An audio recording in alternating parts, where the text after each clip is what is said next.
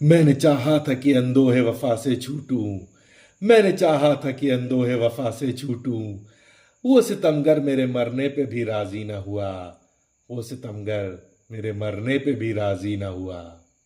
मिर्जा गालिब। गालिब यहाँ कह रहे हैं कि मैंने चाहा था, आई वॉन्टेड। अंदोहे, अंदोहे यानी कि ग्रीफ और सॉरो, जैसा कि हम सब जानते हैं, और वफा मतलब कि लॉयल्टी और फेथफुलनेस।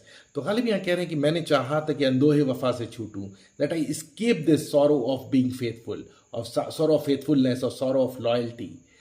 वो सितमगर मेरे मरने पे भी राजी ना हुआ। दूसरे मिसरे में कहते हैं कि दैट टायरेंट, सितमगर, he is calling the beloved as a tyrant, मेरे मरने पे भी राजी ना हुआ। They didn't agree to it even after I died. और is he saying, there could be another way of reading it, वो सितमगर मेरे मरने पे भी राजी ना हुआ।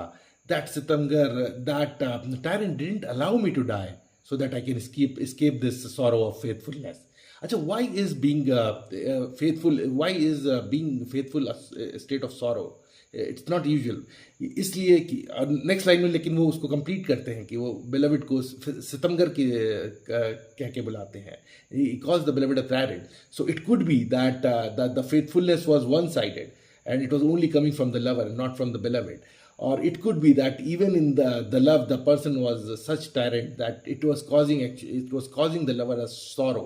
It was making a situation where the lover is by being faithful is only being sorrowful. So he wants to escape that. मैंने चाहा था कि अंदोहे वफा से छूटूं, वो सितमगर मेरे मरने पे भी राजी ना हुआ। मिर्जा गालिब। शुक्रिया।